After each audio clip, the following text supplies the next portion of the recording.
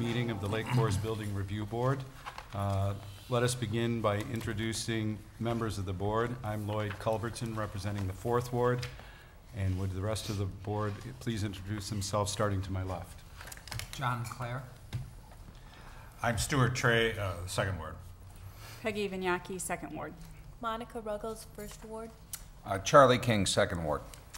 And would staff please introduce themselves? Megan O'Neill, Kathy Sterniak.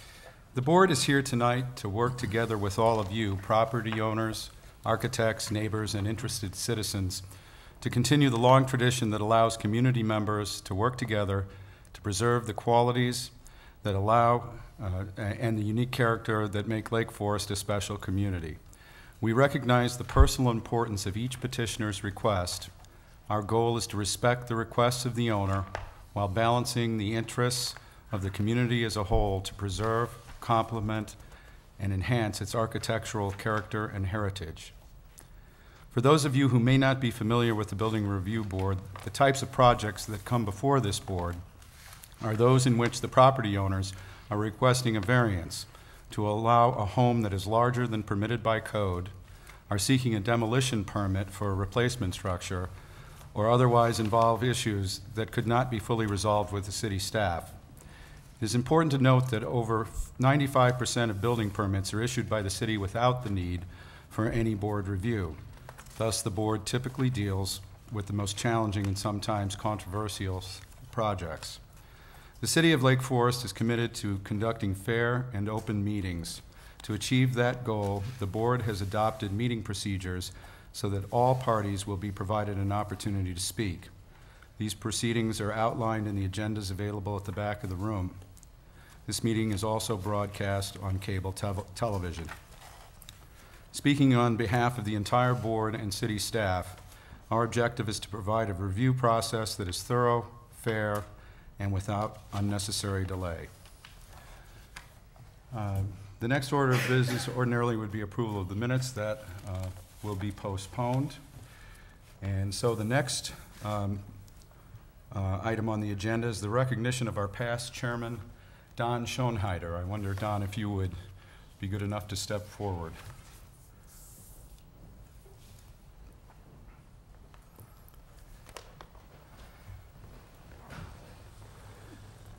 Welcome, comrade.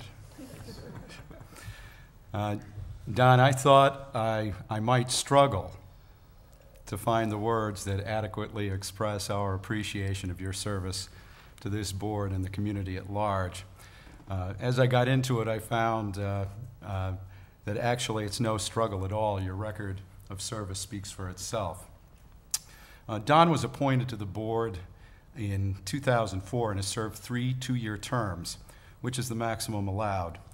Some of the projects that went before the board during his tenure were the Croya addition to the Rec Center, Amberley Woods, Fiore Square, Willow Lake, the Sports Center addition at Lake Forest College, not to mention numerous residential petitions that came before the board over the past 6 years. Don was also a member of the Laurel Avenue Redevelopment Committee, and in 2009, the mayor of Lake Forest appointed Don chairman of the Building Review Board. I've had the privilege of working with Don for the last 5 years, and I have to tell you, I've learned a lot. Your keen insight and firm grasp of the issues was always apparent, but what impressed me most was the gracious, respectful, and articulate way in which you engage staff, your fellow board members, and especially the petitioners. As chair, you were a careful listener, thorough in covering all aspects of a given petition, sensitive to the opinions of all, and concise in your summary of the salient issues to be decided by the board. Your constructive, can-do approach invariably contributed to a successful resolution of the issues, and the result was always a better project than the one initially presented to the board. Lucky for you, there is a term limit of 6 years, or else you would probably be asked to serve in perpetuity. On behalf of staff and your fellow board members, past and present, we offer our sincere thanks for your leadership and all of your many contributions. So as a token of our gratitude, we present you with this plaque that commemorates your years of service on the Lake Forest Building Review Board. Congratulations on a job well done.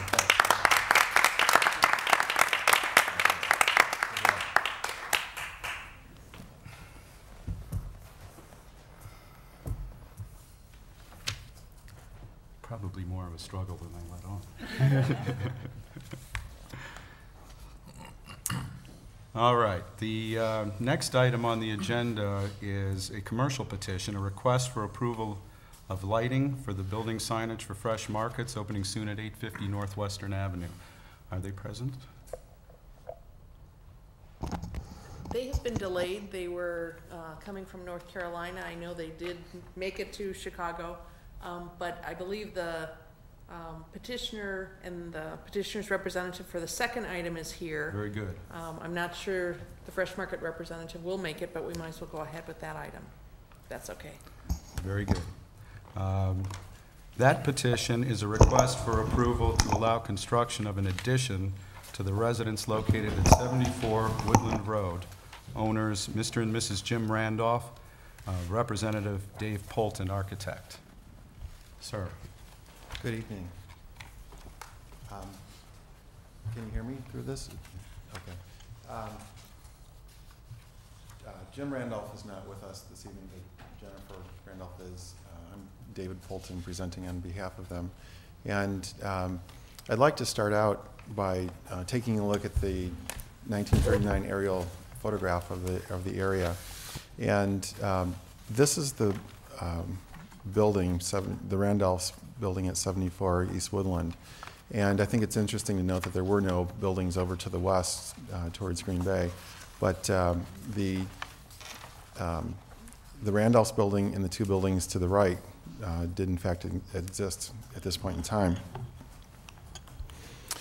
This is a more current 2007 aerial view, and what's evident is all the changes that have taken place with the infill buildings all the way out to Green Bay Road.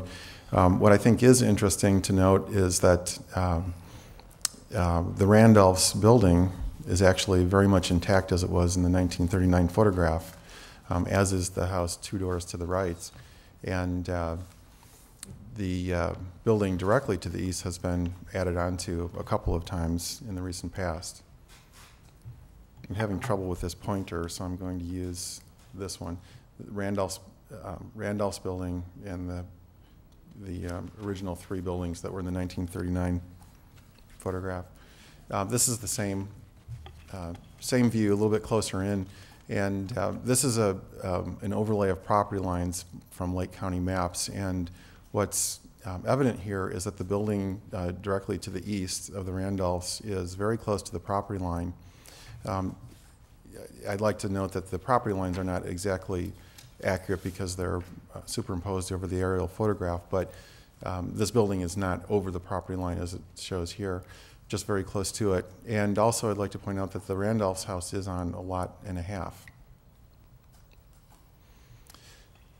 This is the streetscape view looking from West Park towards these three original houses.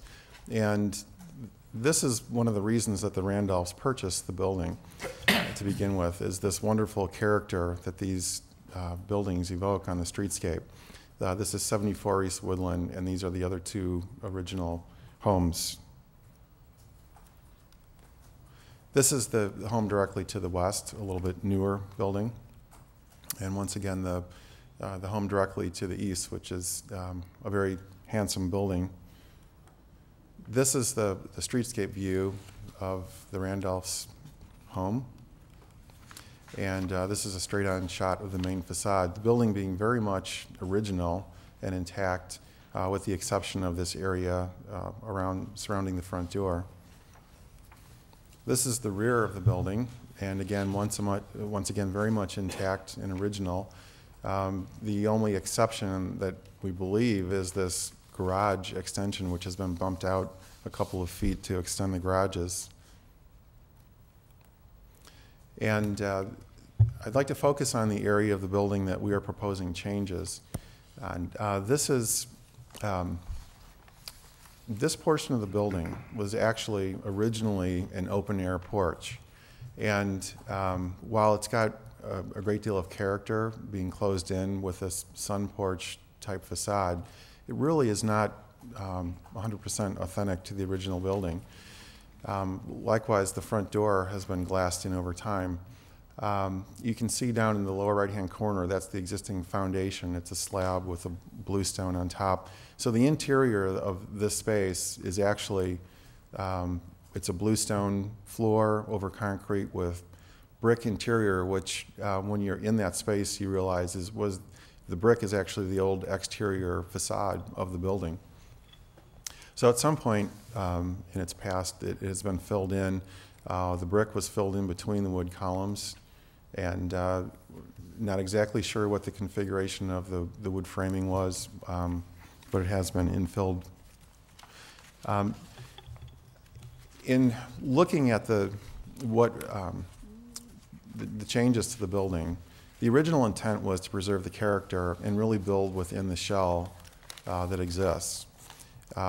It's been a very strong objective of the Randolphs to preserve this character and really not change the front of the building.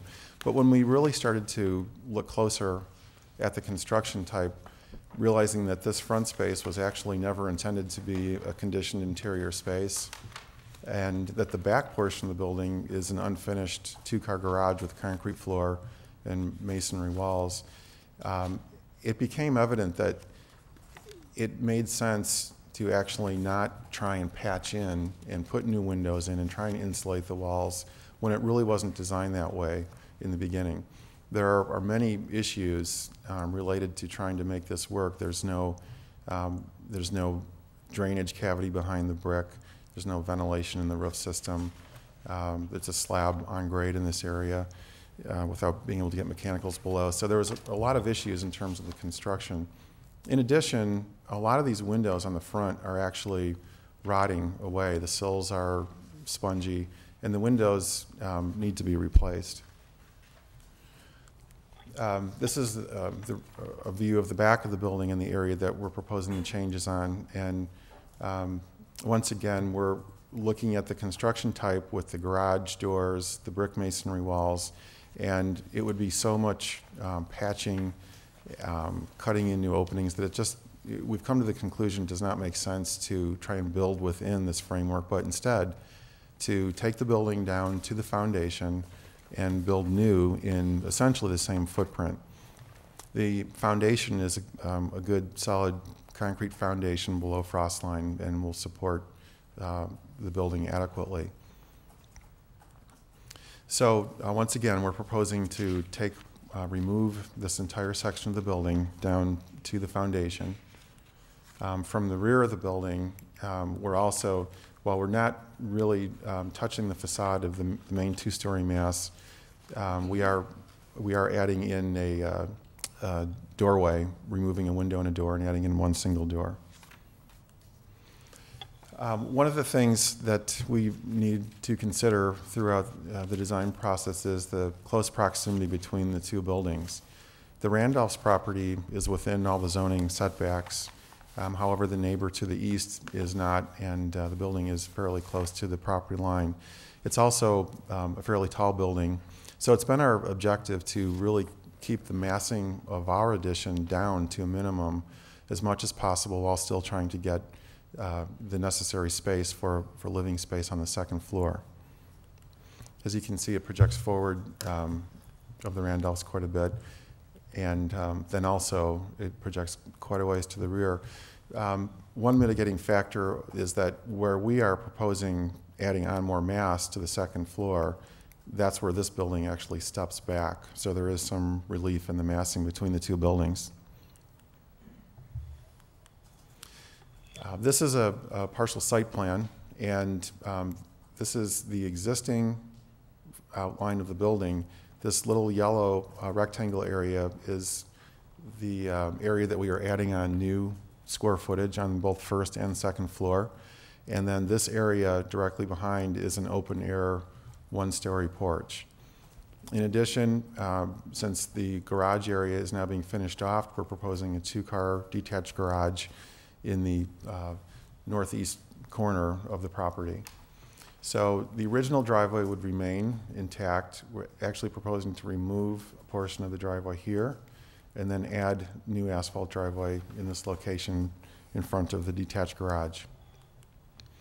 This is a close-up of the same area, showing that here is the area that we are adding new square footage, and here is the area where there's the open-air porch. The other walls are on the existing foundation at the front and the east. So this is the proposed front elevation with all the changes with the closed-in porch, windows removed. Because the Randolphs were originally drawn to the original the character of the house as it is now, they really enjoy the sunroom feel off the front that's facing to the south and looking over the park. So it's been an objective to maintain as much glass and a sunroom feel while still having it harmonious with the original architecture. So what we're proposing is these casement windows across the front, and there's almost a porch-like feel with the pilasters, wood pilasters wrapping the corner, shingle base below the pilaster columns, wood paneled below the windows. And then we actually are removing the closed-in area around the front door and instead installing a much more appropriate, historically correct, detailed front entry. Creates a much warmer entrance to the house as it is now. The front door is actually hidden behind the glass. So this is a close-up of the same area. On the second floor, currently there exists a dormer that is more like the original dormer on the house, but we are proposing a low sloped roof. It has a curved, flared roof in order to gain a little more living space in that area, but not be imposing to the front elevation. This is the view facing east, and because the buildings are close together, we're minimizing windows so that we're not looking in from one house into another. These are actually windows above built-in cabinetry as transoms to let some light in from the east. And this is the line of the existing building. So the roof line at the front is virtually within inches of where it exists currently. And we're adding on this area in the back, bumping out about 5.5 feet towards the rear, the open porch projecting further north. And we're keeping the eave line dropping down so that we maintain the same original mass style on that side of the building, and then projecting out a shed dormer to the north. The materials on the walls will be shingle siding and wood trim on the eaves to match the existing, and wood windows. And this is a view from the rear. Main building being virtually intact with the exception of this door. And this is the area that has been remodeled and rebuilt. A close-up of the rear area. What's not entirely obvious is that this entry level, which is a back entry to a mudroom, is actually 2 feet lower than the main floor of the house. So therefore, we've got the tall windows, the transoms above the door, so that when you are up in the main living area, you're looking straight through with equal window heights all the way through that part of the building. But this is an entry to a mudroom that steps up to a kitchen family area. So throughout the design process, we've taken great care to meet the design requirements of the City of Lake Forest. And we've tried to consider the neighbors and the streetscape and the original historical elements of the building. And we think the proposal meets those requirements very well. In summary, this proposal complies with all governing ordinances, all setbacks, building scale, building height. The original historical nature of the building and its character are preserved. And the quality of the constructed elements is of higher caliber with new materials and construction techniques that take into consideration this space will now be a conditioned space as opposed to unfinished exterior space. And the function of the floor plan is vastly improved and really necessary to get the correct number of bedrooms for a family of 6. So thank you, and I'll be happy to answer any questions that you have. Mr. Polden, was a standalone garage part of this request as well? Yes, it was. Did you want to briefly comment Sure, on that? absolutely. I'm sorry, I don't have any elevations in the slideshow, but I know you have them in your packet. And the building is actually intended to be very simple. A 2-car garage with one large door across the front. We were turning the garage so that the doors were not facing the street as you look down the driveway, because the driveway is fairly long. So we turned the garage and set it back. We are setting it back from significant trees that are in the area. The foresters has taken a look and made some recommendations, and we did make some adjustments there. The wall material will be cedar shingles and a cedar shingle roof with white trim to match the house. So all materials will match the house, but the intention is for it to be a very simple, understated building that more or less fades away in the backyard. Thank you very much. Thank you. May we have comments from staff, please? Thank you, Chairman Culbertson. This property is located on the north side of Woodland Road. It's just east of Green Bay Road in the West Park neighborhood. And due to its location in an older neighborhood, a prominent neighborhood in Lake Forest, as well as the amount of demolition that's requested, this item is being reviewed by the Building Review Board. It does meet all building scale and zoning requirements with respect to the setbacks and the size of the house. The demo, as Mr. Polton explained, is really a result of looking at the space and how it was built and balancing what the owner wants to do with the interior space. And in the end, looking at an interior renovation was really impractical. The amount of demolition that was required in order to do the interior renovation and punch the new openings, close the new walls, really allowed staff to support the demolition and the rebuild of this space. The massing, as proposed, is a 1.5-story mass. It remains subordinate to the main 2-story mass, but it is slightly larger to the rear and slightly taller to accommodate additional living space both on the first floor and the second floor. The proposal removes the garage from the existing house and constructs a detached garage to the rear, as was noted by the chairman. And that type of development really is common in older neighborhoods in Lake Forest and is also supported in this case. Staff has received some correspondence from a neighbor to the east, and that correspondence is at your places this evening. I do see some people in the audience. I'm not sure if they're this neighbor in particular, so I will just mention that the neighbor had some concerns for stormwater runoff and questions about the design and extent of the project, and hopefully the petitioner will be able to address some of those through your questions and public commentary as well. I would like to just note one of the conditions of approval that's in the staff report relating to the demolition. This is something that we're asking petitioners involved in a demolition project. It's the requirement of submittal of a demolition debris recycle and reuse plan, simply to see how much of the structure can be recycled and encourage people in the community to green their building projects and attempt to either donate, reuse, or recycle as much of the building as possible. The other conditions of approval relate to providing digital photographs of the existing property and, of course, construction, traffic, and staging. Staff is supportive of this project, and I'd be happy to answer any questions that you may have.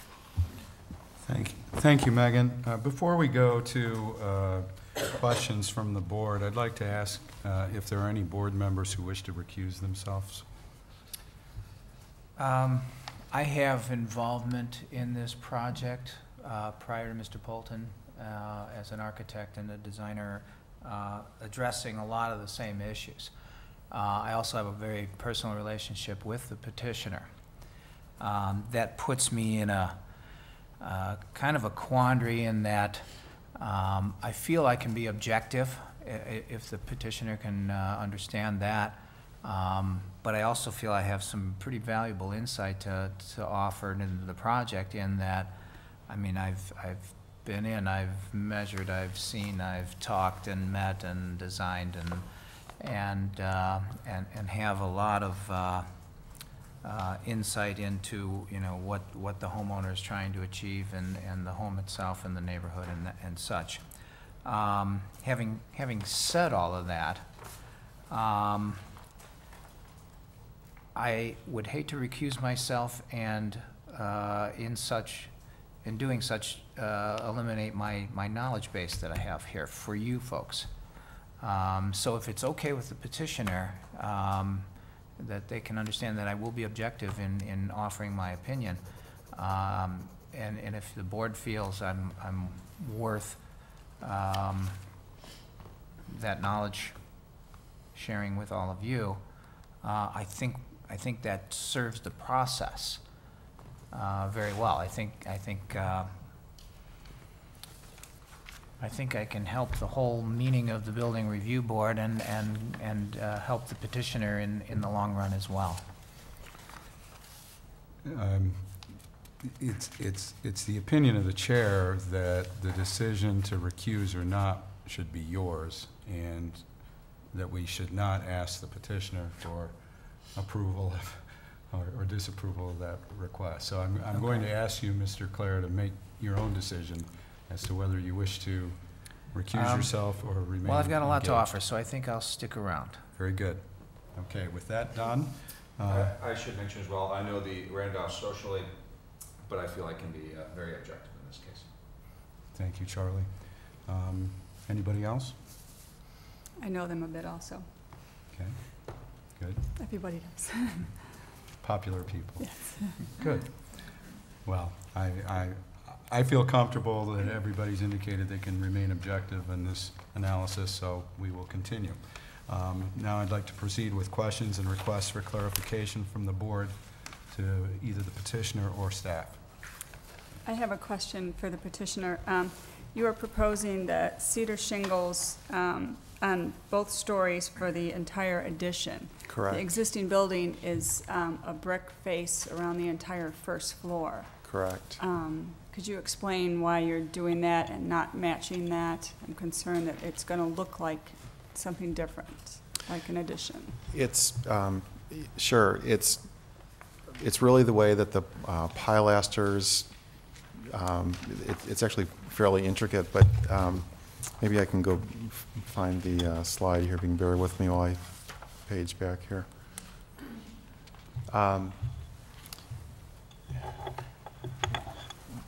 There's several reasons, and one is that we want the building to be subordinate from the main building.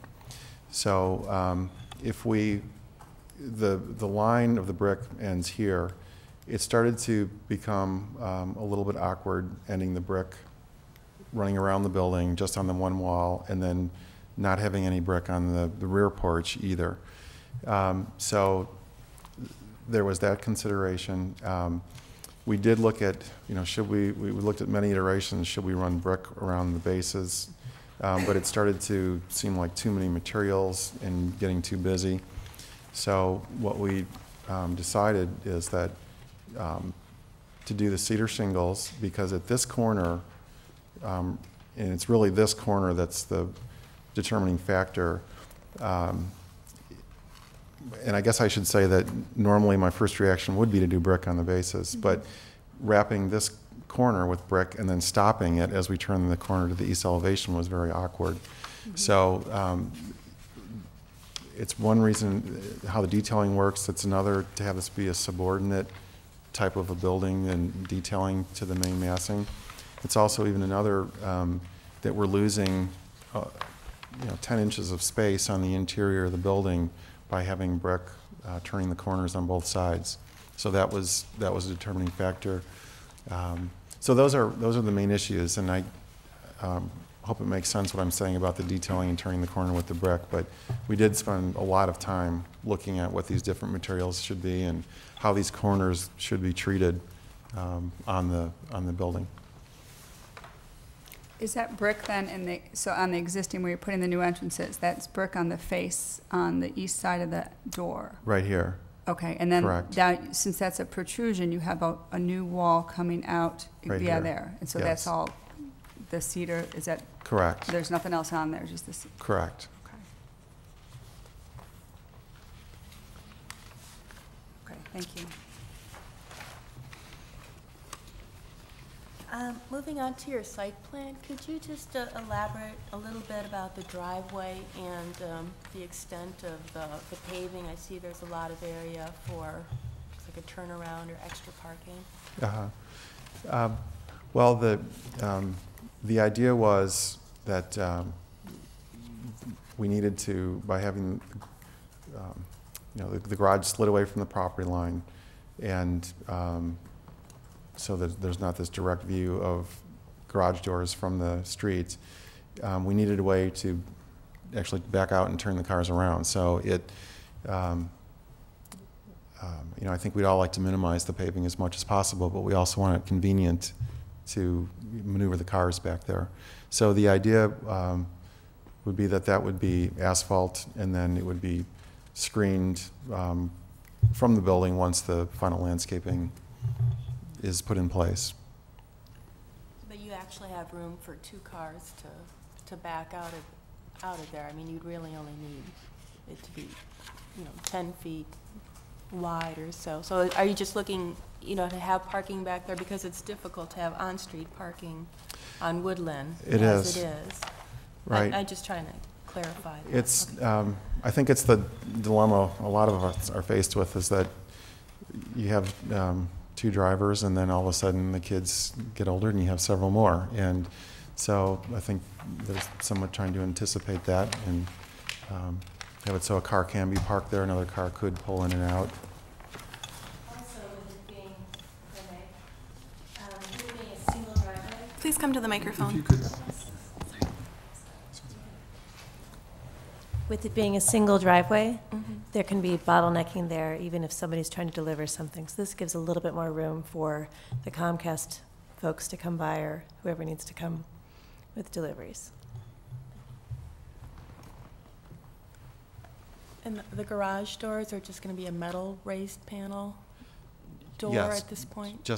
And they would be painted so that they would appear as a wood door. Okay. But the fact being that they can be pre-finished and maintenance-free. Okay, thank you. A couple questions. I'm still a little confused how the foundations will work in relationship to each other.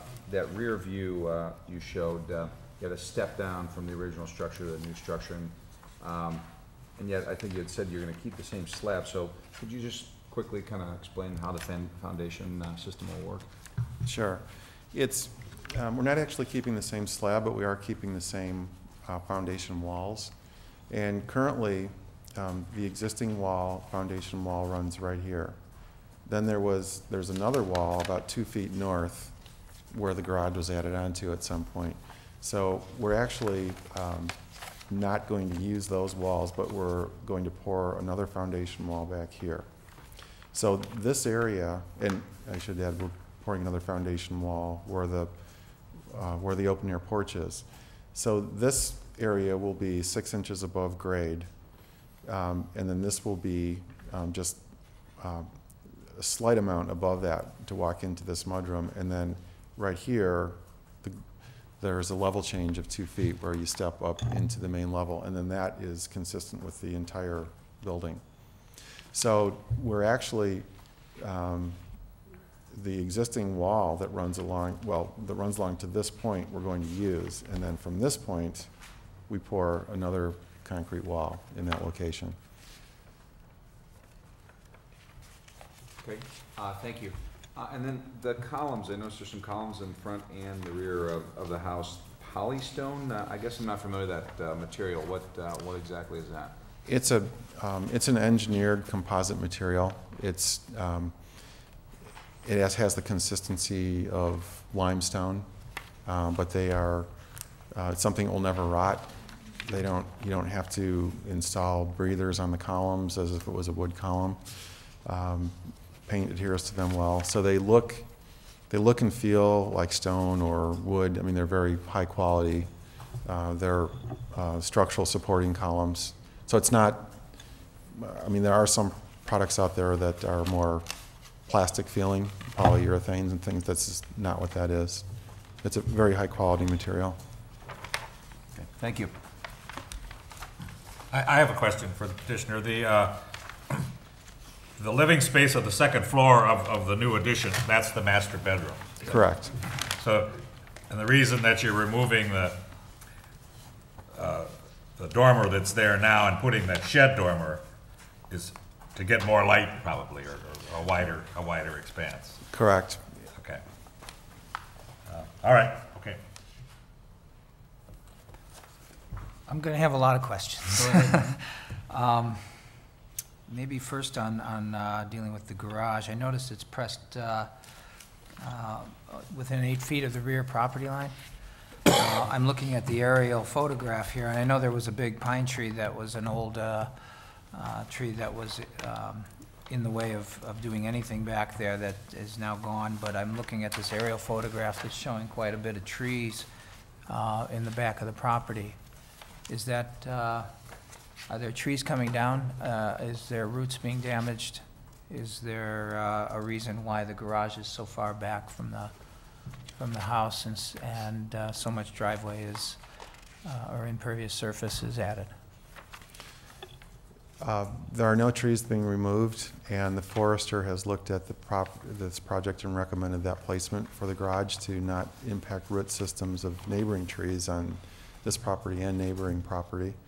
And we looked at several garage placements, but the idea was to not have the garage in the middle of the backyard, but instead to push it to the back, which is a typical scenario on these narrow in-town lots. And that was the location that was decided upon after looking at many alternatives.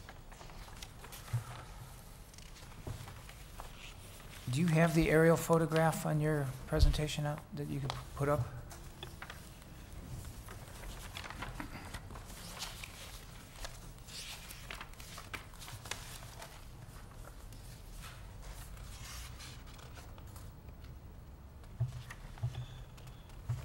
Okay.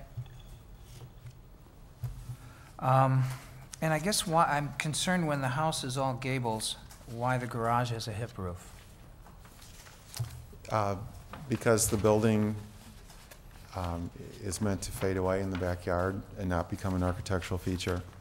And so it's typical of many homes in this neighborhood where the garage is a utilitarian structure, and we don't see the need to have to match the roof line. If it was a gable and it was going to match, then we'd put a 12-12 roof pitch on it. It would be above the allowable building height for that area, and it's expensive to add that much roof on a building that's only going to be used as a utility building in the backyard.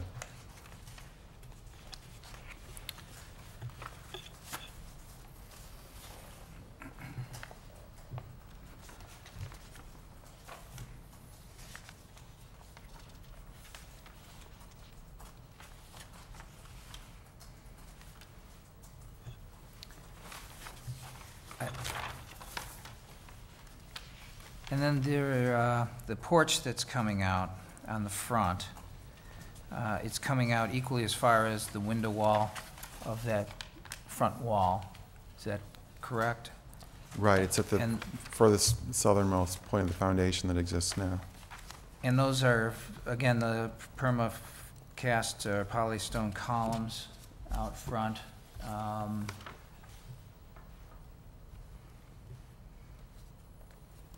So there's about a 1.5 foot space between the columns and where the other projection comes out? Oh, It looks that way. And I'm also curious, both these doors look like they're 6'8" doors. So, no, there's more than a foot and a half. There's about 2.5 feet. About how much? About 2.5. 2.5. And these doors are at 6'8" for what reason? It looks a little small there. Which door? The front door and the back door. The front door is the existing front door on our residence. We're reusing the existing You're front door. reusing the existing front door. And then the rear door, The rear door, that's a 6'8" door with a large transom above it. correct. And that's so that the windows that you're looking at here are set at the same height as the transoms. In order to get consistent light patterns, it works out that a 6'8" door is appropriate in that case. If we went with a taller door, then we would have unequal lights in the transom.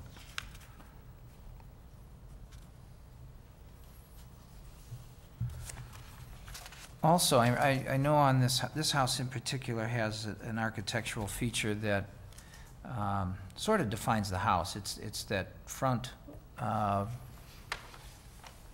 series of windows in the sun porch and the entry porch. There's a gradual arch to the existing, and then the sloping, swooping roof that is above that area is in copper. It's quite a striking feature, and I notice you still have the swooping roof, but the copper has been eliminated? Yes. Is that a budget issue? No, it's my opinion that that's not appropriate. It's not a good look to change the roof material in the middle of the swoop. But that copper is a good look on the swooping shed dormer. Correct. Did you feel there was a conflict between the two, or would No, there be a consistent? not at all.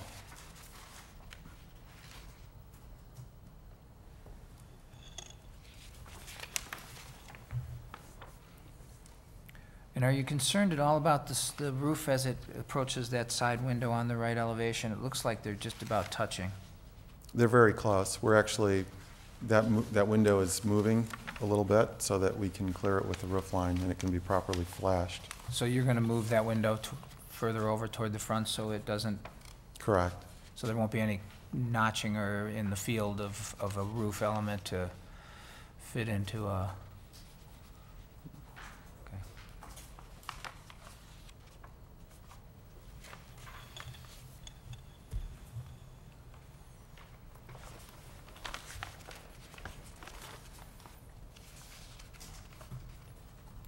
So the entire part of the house from the garage and sunroom, including the second floor, is demolished, and you're redoing that whole area?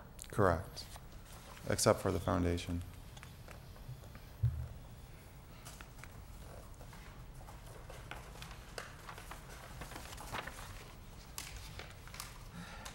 And you're still under bulk? And I noticed, I think there was 178 square feet under bulk as it's presented. That's correct. I guess I'm curious as to why you're not just making it larger up there, since there's no constraints to deal with. You know, why that window is so tense in there, and why you're not trying to maximize the space, and including the garage, why you're so concerned about having some space in an attic above there. I don't understand your question. Space in the garage attic? Well, I guess I'm curious as to if there's complete demolition taking place, and opportunities for, well, eliminating a window toward the front and redoing dormers and all this, why there isn't just more space being added to that master suite? There's no more space required. I mean, it's satisfying the owner's program, and Okay. our intent is not to maximize the building, it's to get appropriate space and design it appropriately for the use. Okay.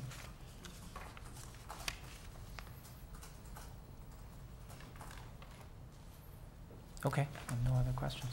Thank you, John. I have a few questions. First of staff, is there any demolition request involved with this project? Or is this part and parcel of just an addition? You mean in terms of the final motion? Or Right. there is demolition involved in this project, but it is categorized more as a major addition than a complete demolition. So it It's a doesn't partial need, demolition. does it need a separate No, motion no, it does not. to approve demolition? Thank you. Mr. Poulton, I wonder, could you put up the west elevation for me, please? Sure. I believe that's I'm sorry, the east elevation. The east, okay.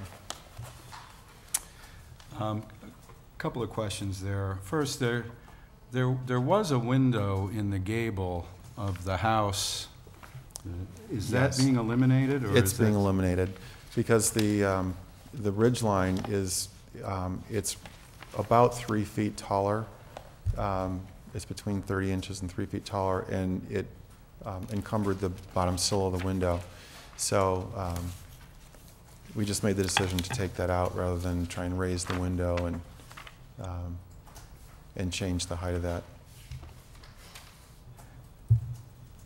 Okay, so on the first, as the structure appears now, there is a window in the gable of the subordinate structure. There's a window in the gable of the main house, and there's a window wraparound from the glassed-in porch right now, right? And all those windows get eliminated, right? And then we get a little slit of window on the first floor, and the window to the left on the second floor remains, right? Correct. Okay. Does it strike you that we've gone to one big blank wall here, and we're losing, or there's a distinct absence of architectural interest on this side of the house? I mean, it's something that we certainly considered as we looked at the elevation. And I think the main reason is that this is so close to the neighboring property that, I would much prefer to see a window centered in that gable, much like was up here. Because I think that does add enough character on this elevation and create more interest. I think it would be a beneficial architectural feature. The issue is looking directly into the neighbor's house. And that's also a bed wall for the master bedroom. And then there's the chimney that's coming up right through here. So that window, in fact, wants to get pushed off center, which then becomes more awkward. So we've had the same concerns going through the design process, and we really came to the conclusion that, this is an area that you really can't see from the front, from the street. That as you get on a little bit of an angle from the east, you can get a little bit of a glimpse of this, but really, it's very much shielded from the house to the further east. That's projecting very much farther forward towards Woodland, and their house is so long that we said, let's not put the windows in. Let's let this just be quiet. It's something you drive past getting to the backyard. There really isn't a vantage point.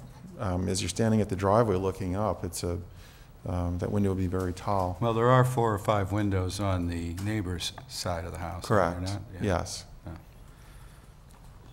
Okay, so that's their view, that they choose Yes. to look out those windows. Okay.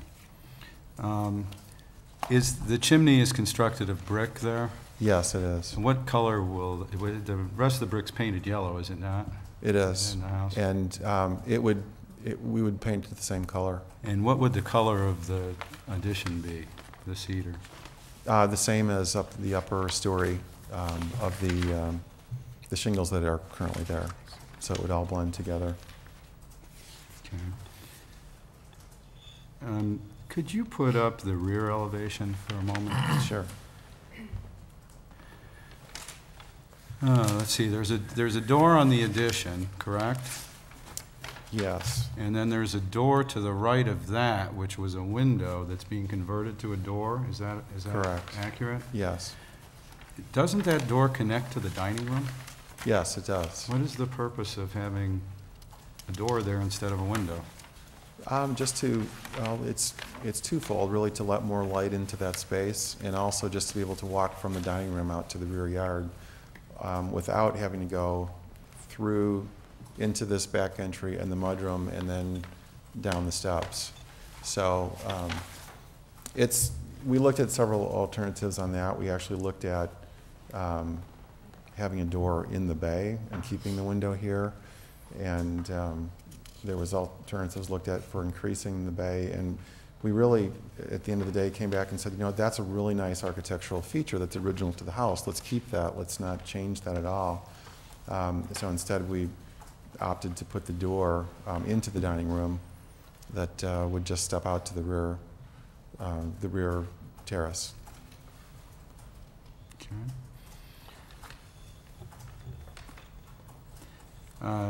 There's a, did I read correctly or visualize correctly that there is a stairway to the basement as Yes. part of the addition, and it's from the addition into the basement? Correct. So what are the foundation complications or implications there? Well, that's actually when you walk in the back door to the mudroom right here, immediately to the right is a stairwell that will be excavated and poured at basement level, and that's what this footing is indicating in the elevation. So that stairwell drops down as you move towards the front of the house and then into the basement, which is the current laundry room of the basement is right in this area. So it's direct access from laundry room up to the mudroom, up to the family room. I see. Okay. And finally, if you could just put up the site plan again.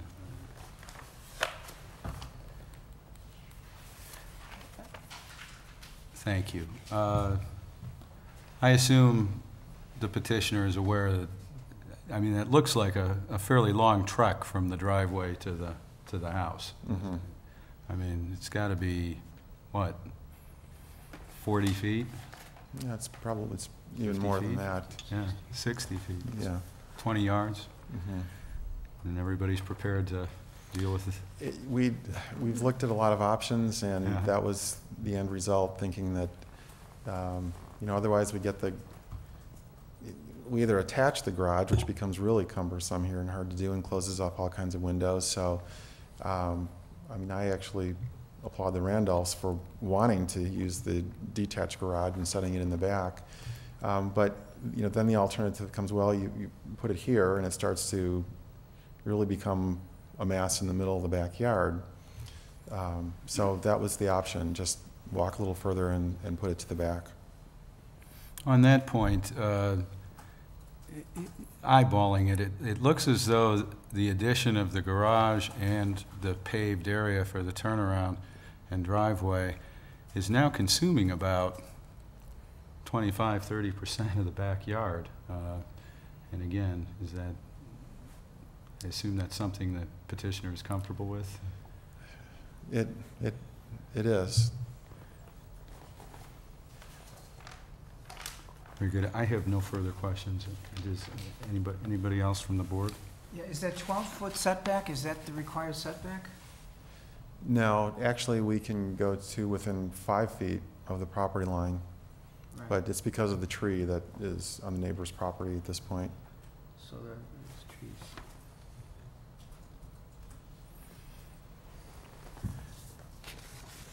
Thank you. Now we have an opportunity for the public to comment or ask questions regarding the petition. If anybody would like to step forward to the microphone, they may, and please identify yourself if you do.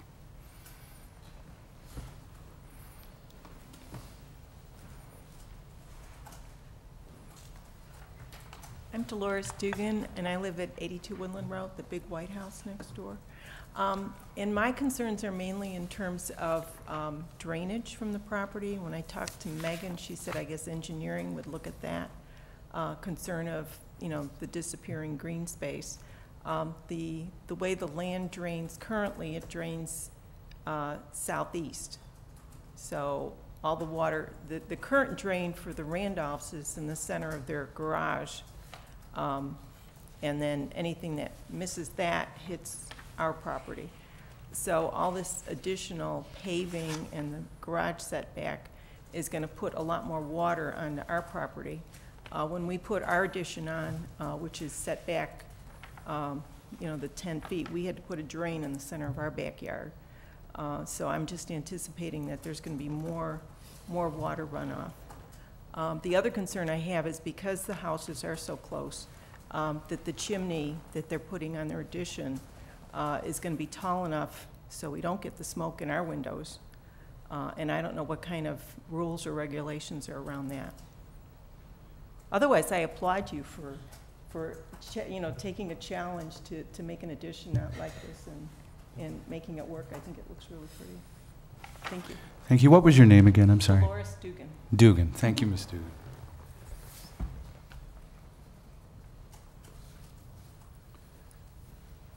Is there anybody else from the public who wishes to comment?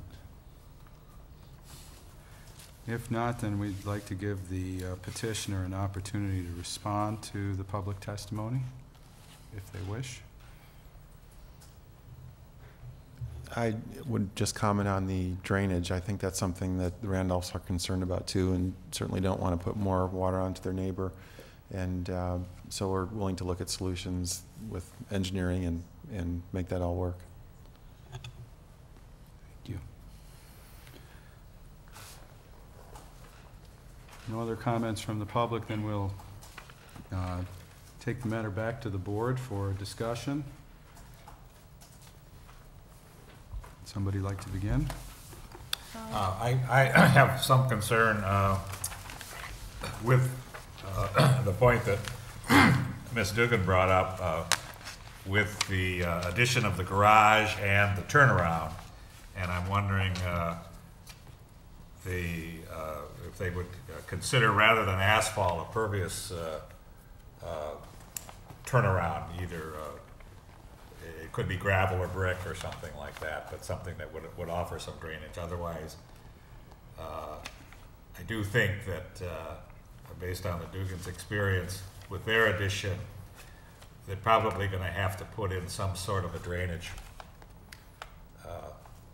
And I don't know whether the city engineer can determine that or not prior to building. But that is a concern to me. Thank you, Stuart.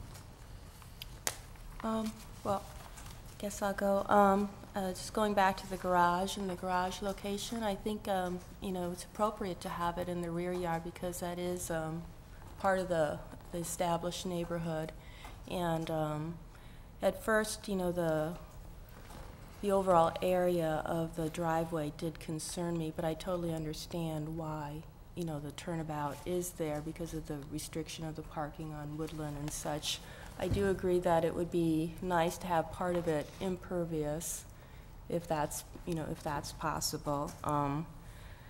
The garage doors, I think could be a little bit more attractive, maybe even similar to one of the existing garage doors you have. And I only say that for your own benefit because the garage is going to be a garden element that you're going to be looking at it. Your kids are going to be out there playing on the driveway, and it could just be a really nice feature at some point, down the line.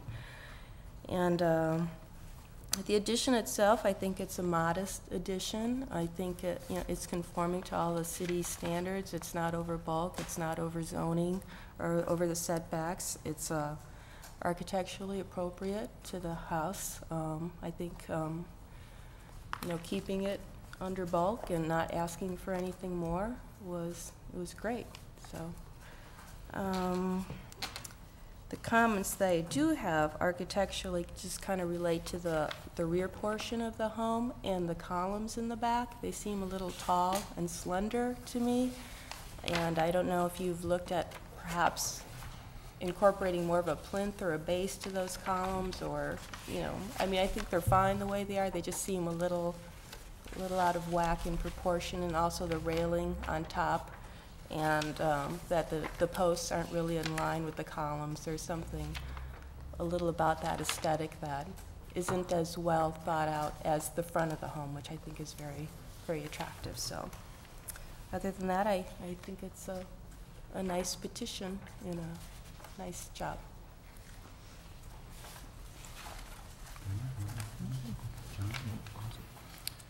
I've got some concerns. One of my concerns is I'm not seeing graphically what trees we're talking about, where they are, and how they're relating, and why they're the guiding issue on pulling the garage further into the yard, you know, and why we're not closer to that side yard setback if we can be. Why we're introducing so much pavement into the rear yard when I think it can be accomplished with, as somebody pointed out, some paving elements that were more patio feeling and more pervious than impervious on an asphalt driveway. And I've got a real concern of the aesthetics on the garage. I think it looks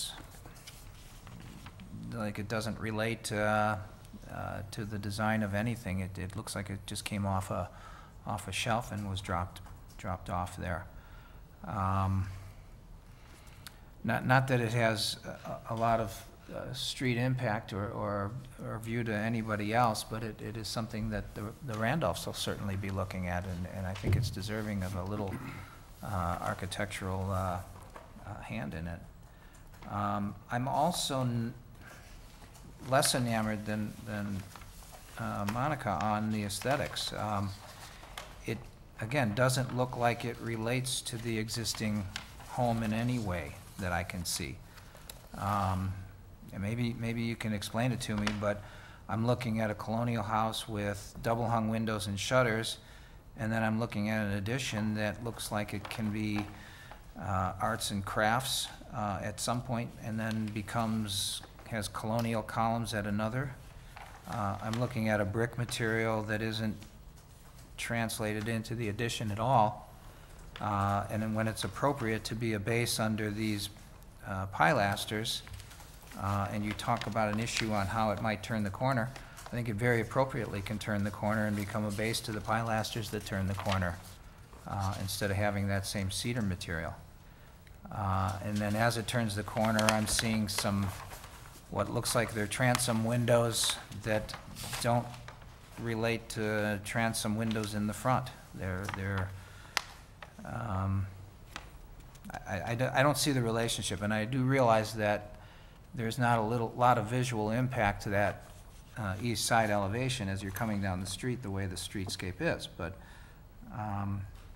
again, the homeowner's going to see it and should appreciate a relationship between the house that I know they bought because they loved, and I don't see that sensitivity to the design is coming forth here. And I just got to wonder why we're keeping an existing door, and I don't know if that's a metal door, but it doesn't have a character that relates to anything. And in fact, I think it has a scale that it just gets lost here. I think the appropriate size of that entry is being undermined by the fact we're trying to keep an existing door. I think the copper was a wonderful element on the house. It's a shame to see it gone on the front. And again, I'm looking at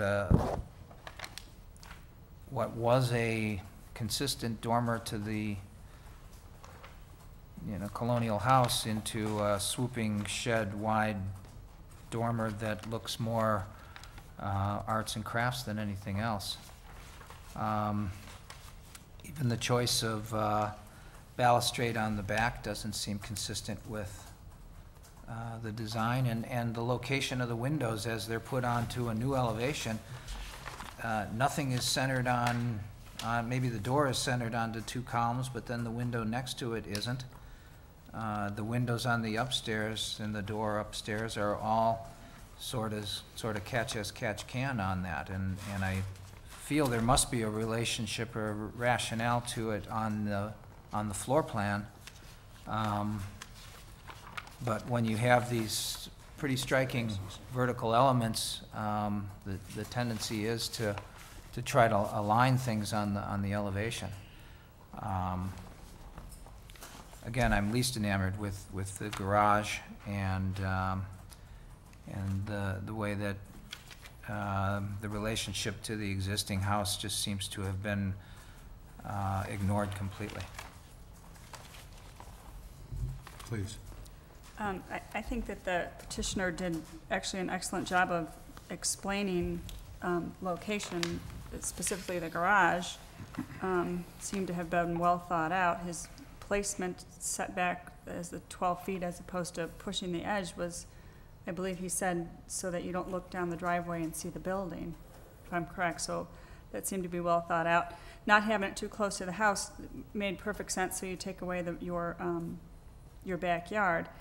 And that's a long, narrow drive, single car, not very wide to get all the way back there. There's only one place to go to get into that house, and you have to go in the back and park back there. So I think clearly you need the room, you need the space, not just to pull a car in and out of a garage, but someone who has to come in and visit is going to have a turnaround. I think it was well thought out and explained very clearly. And regarding the side face, not only not having a window also, he explained that quite well in terms of the interior, requirements, and then also not wanting to look into the neighbor's house. In addition, like I said, it's a long, narrow drive. You pretty much don't stop and get a view of that side of the building because you're in a narrow area. So I think it was, I'm pleased with the design, and I think that the explanations were well thought out. I have some comments, and then maybe I'll guide a little bit of discussion on some of these points that have been raised. First off, I would note that there's heavy traffic on Woodland, and there's a park across the street. It's a main thoroughfare towards the high school for a lot of traffic. So I hope particular attention will be paid to the construction staging plan on Woodland as it relates to this project. I think rather than, I'll add my 2 cents on some of these other issues as we open it to the board and discussion. I want to try and get a sense of where the consensus is on some of these issues. A thought about pervious surface in the backyard has been mentioned. Do we have a sense of whether that should be a requirement or simply a suggestion that they should consider?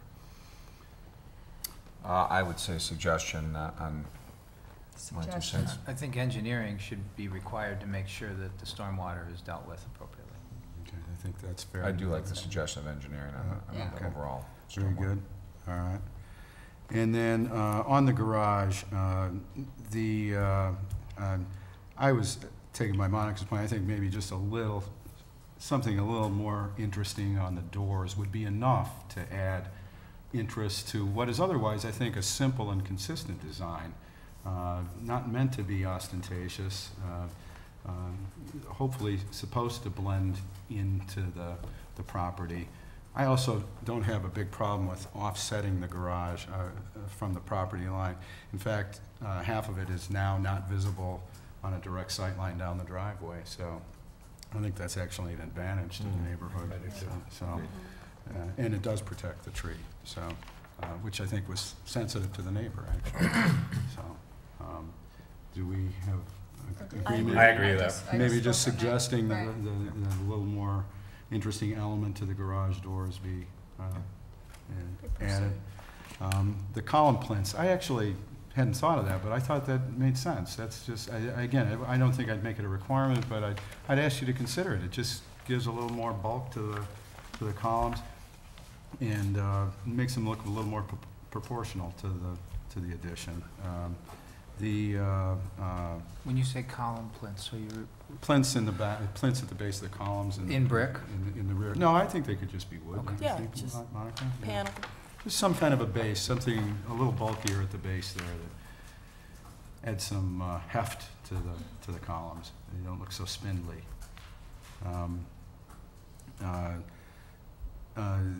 With respect to the window alignment in the back, you know, it's in the rear of the house. I think there are some floor plan issues that probably had you locate them where they are. At the rear of the house, I don't think that's such a big deal. They're only slightly off, and it's, to me, not of particular concern. And then, as far as the overall appearance of the addition, my sense is that it's actually fairly similar to the existing. Certainly in terms of roof lines, and so it's a little larger. The big difference appears to be a single dormer versus a shed dormer. I actually kind of like the appearance of the shed dormer. Yeah. I don't know if the others on the board agree, or whether they think it's inconsistent with the style of the house or not, but the point I has don't been feel that it raised. is. I don't feel it.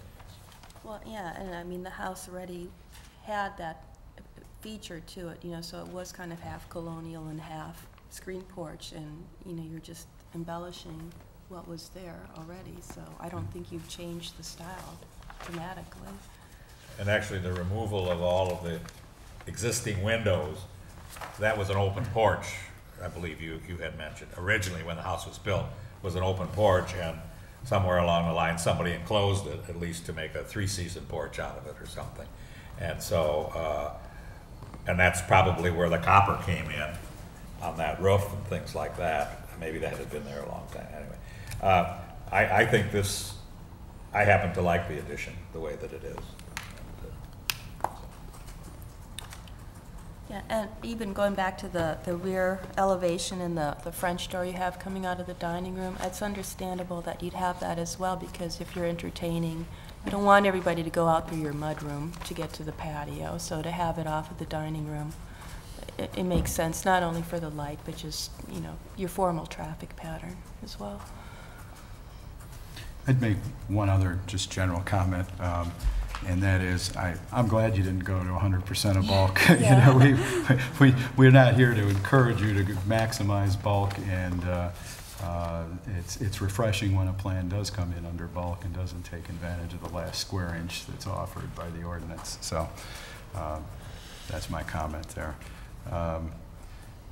I think I have a sense of what we'd like to suggest.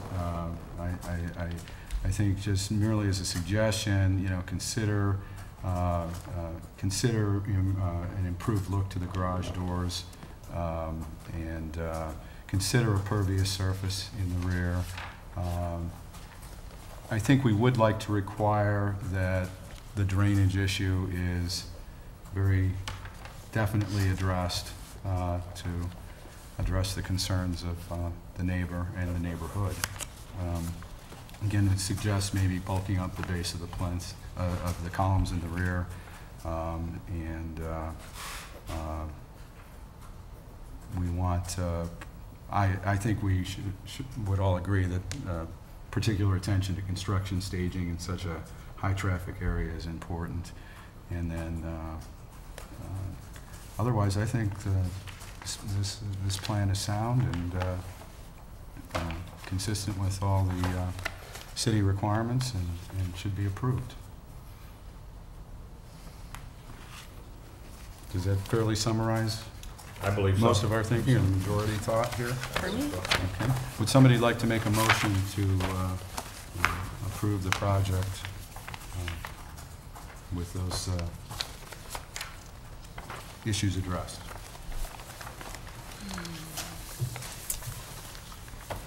I move to approve the petition for an addition and alteration to 74 Woodland Road, with the recommendations as proposed by staff, and to include a requirement that drainage be addressed and submitted to the city, In addition to that, the suggestions of a pervious surface and some garage enhancements be looked at by the petitioner.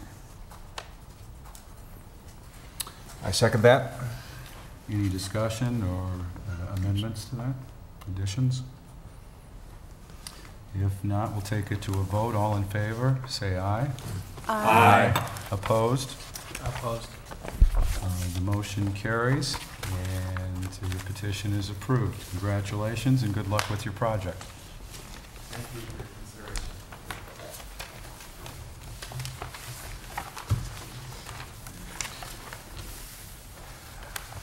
The next item on the agenda is actually the previous item on the agenda, which is a request for the approval of lighting for building signage for Fresh Market opening at 850 Northwestern Avenue. Have the representatives arrived? They have not, apparently. So unfortunately, I think we'll be tabling consideration of this request. Actually, I will go ahead and present it. Oh, you would? Yes. Oh, okay. The representatives from Fresh Market are from North Carolina. I know that I spoke with them earlier this morning, and they were en route, and then later this afternoon, I did receive an email that they were delayed. I see.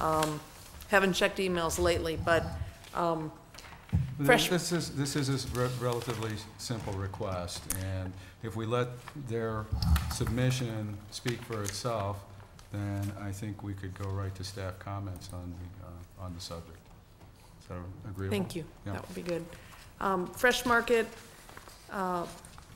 is targeting August 3rd as an opening date. They are, if you haven't been by the former Don's Finest Food location, Fresh Market has done a lot of work. They still have a lot of work to do. City staff is working closely with them to try and get them open on their target date.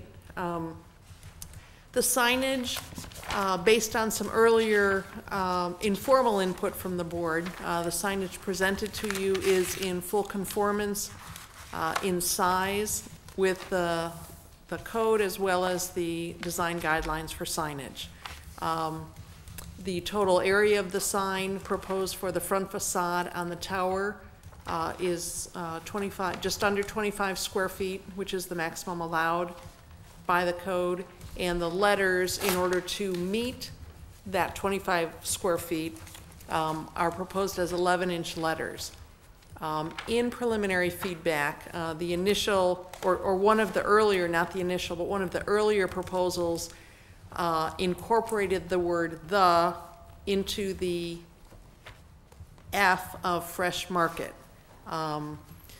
Feedback from staff as well as I think my sense of the board was that incorporating that "the" in the F seemed to be a little bit awkward, and "the" is part of the Fresh Market's name for legal reasons, so they don't have the option of dropping "the." So at the staff's urging, they did pull "the" out, and we now have the three separate words, which has resulted in the letters coming down from the 14 inches, which is permitted by the guidelines, to 11 inches. So those are the factors that have led to the current proposal. What is in your packet is 3 lines. Each word is on a separate line. Again, 11-inch letters, meeting the maximum square footage of less than 25 square feet. So the sign itself actually doesn't need any approval by the board because it does meet it as it's proposed. What does require approval by the board is that they have requested approval for lighting of the sign. A number of signs are lit in the Central Business District. The majority of signs are backlit. Walgreens is the one sign that comes to mind that is internally illuminated. Other signs, Jewel, Harris Bank, Bank of America, are all backlit. I don't know if any of you had an opportunity to see the mock-up. There are some letters on the building that illustrate backlighting in white, backlighting in green, and the internal illumination. The internal illumination is what Fresh Market prefers. Their standard is to have internally illuminated letters. Their compromise is that only the front surface of the letter would be lit, that the dimensions on the side would be opaque and would not be lit. So it does minimize the impact of the internal illumination, which is similar to what Walgreens does. Walgreens is just a surface lit, internally illuminated sign.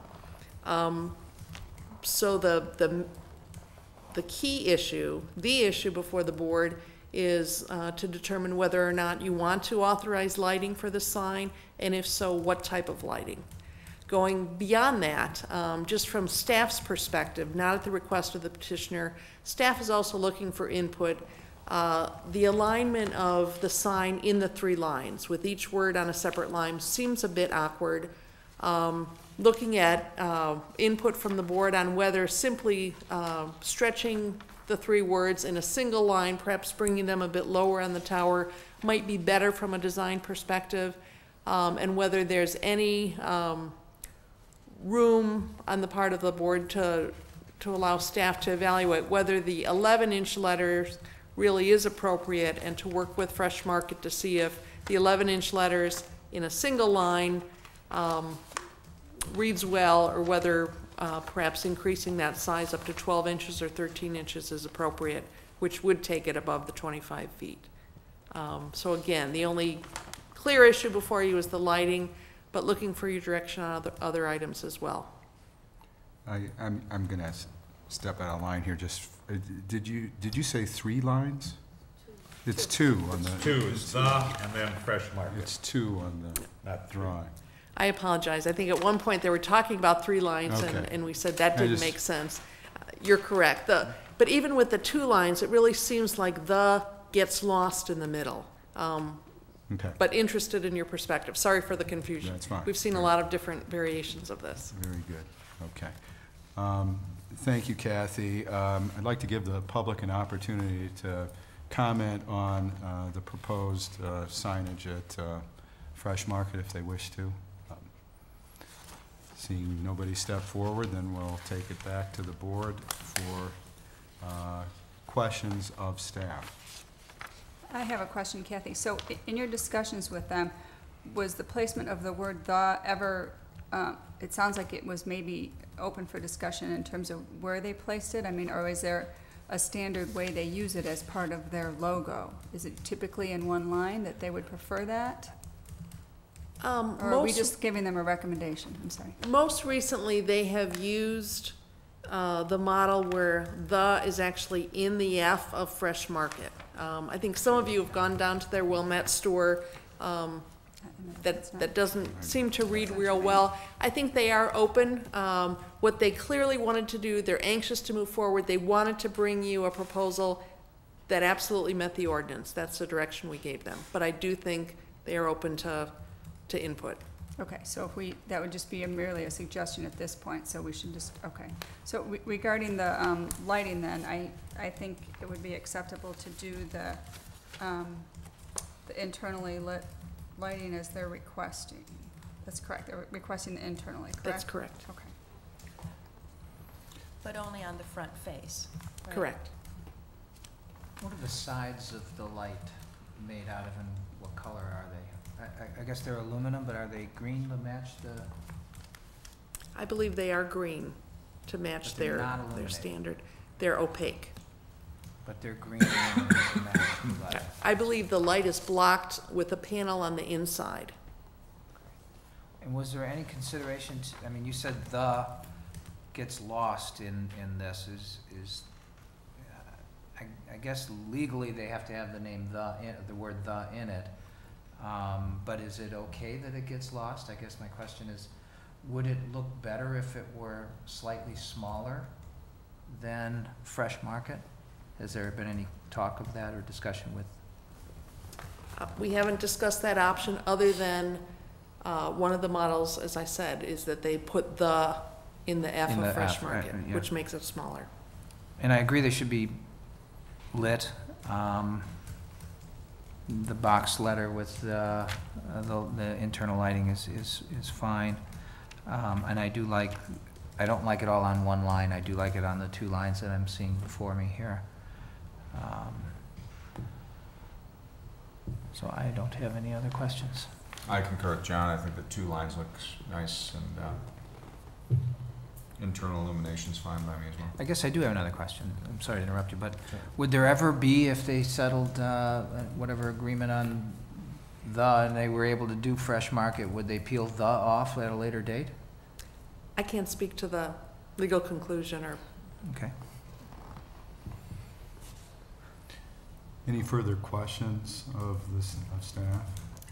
Are they thinking about doing an awning sign at all yet? I mean, I'm still wondering why they don't want to have a sign down at pedestrian level, because so much of the traffic is down at street level here. They have been pretty adamant that they don't want to do an awning sign. From the perspective of staff and the calls we've gotten already, I don't think people are gonna have trouble finding them. I think I mentioned to the board before, on the north brick wall facing the parking lot, they are actually going to do artwork. They're gonna do a mural, which I think will be something very different in the community, but they seem to be content with the one sign. Certainly they could come back later and request something different if people aren't finding them. Kathy, staff has asked for our thoughts on a possible variance to permit 12 or 14-inch high lettering. What kind of a variance to the 25 square foot max would be required if we went to 12 or 14 inches? I don't have those numbers. I didn't do that calculation. Right. My sense is that they are most anxious to get the sign ordered, and at this point, they would probably rather just proceed with the 11-inch conforming with the ordinance and live with that.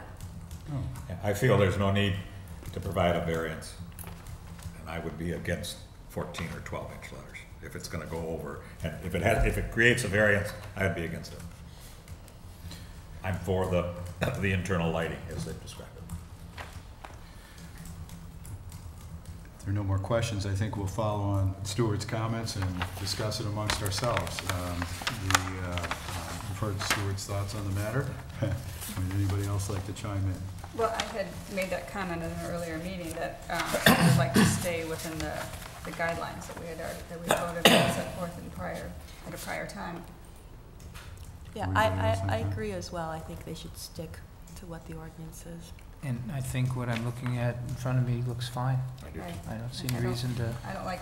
How about Sit one here. line or two lines? I like the two Two. lines. I like the two as well, and I think that covers it on the lettering, although there is the question. Which was As a proposed. band some of you might remember, but I like it broken out separately.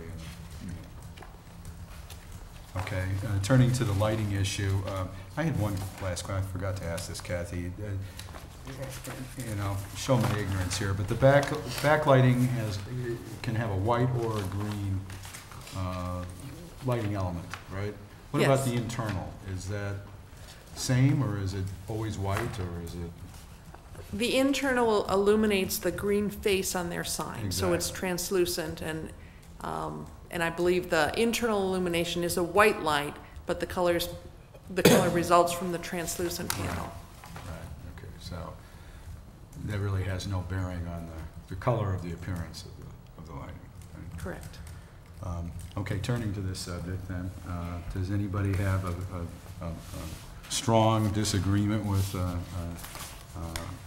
internal illumination? I actually did see it. I thought it had a richer look myself. I certainly didn't think it was overpowering, but I thought it had actually a sharper and richer look. So I would prefer it myself. Go ahead. I agree. I do have one question. The samples that are up there, is one of them what they're proposing for an internally lit light? So, On the right. because it's existing green, and it stays green, so it's a green face, and then, because this sign proposal says that the interior letters finished white for even light distribution and illumination via green LEDs. Huh.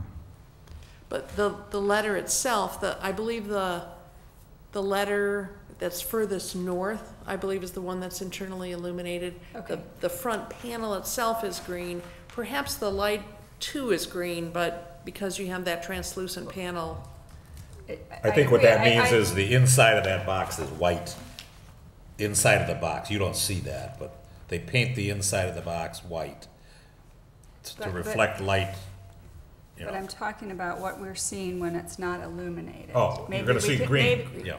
Right, which is what we see out there now, but maybe we could propose that question to confirm that, because the way I read this is contrary to what I have seen I out see. there, unless I'm not reading that properly.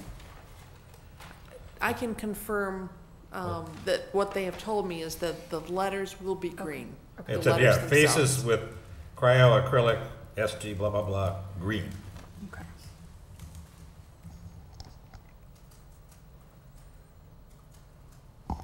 But yes, we can confirm that, but that's clearly my understanding. Confirming, right.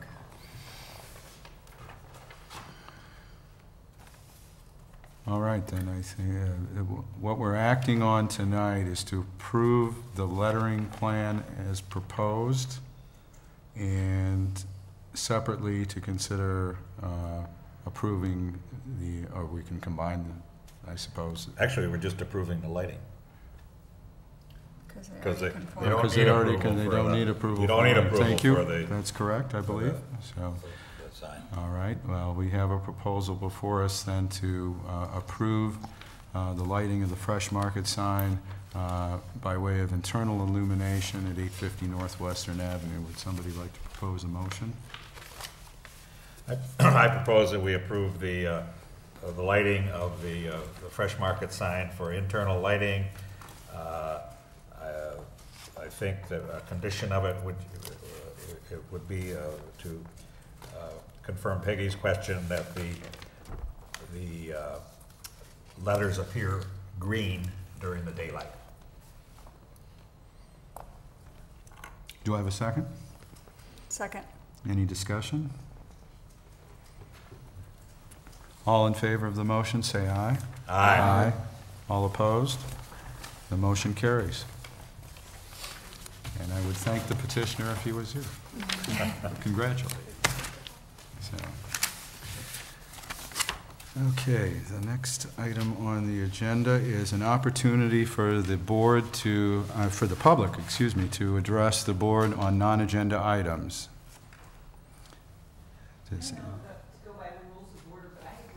If you would please step to the microphone, identify yourself again, and state your business. Hi, I'm Dolores Dugan, and I don't know with the rules of order, but I had raised the issue of the height of the chimney on the Randolph home, and that wasn't addressed. And I don't know if there's some regulation to the height of the chimney next to another house. First, I'd like to apologize for not getting that addressed. That's okay. I do recall you now making that statement. I wonder if the staff would like to address that issue. I believe there are regulations, but Certainly.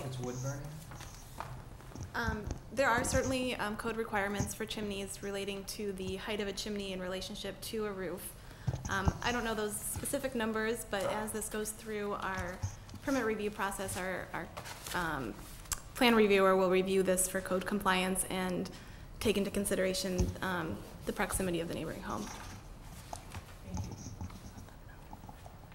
And we can certainly let you know when the plans are available for review if you'd like to come in and look at them. thank you for your comment, Ms. Dugan. Anybody else from the public? Not hearing anyone. Do we have any additional information staff would like to share with us? Not at this time. All right, I guess that concludes our business this evening. Would somebody like to make a motion for adjournment? So moved. Do I have a Second. second? I'd like to add to that, go Hawks. Take it to a vote. All in favor, say aye. Aye. Opposed? We are adjourned. Thank you.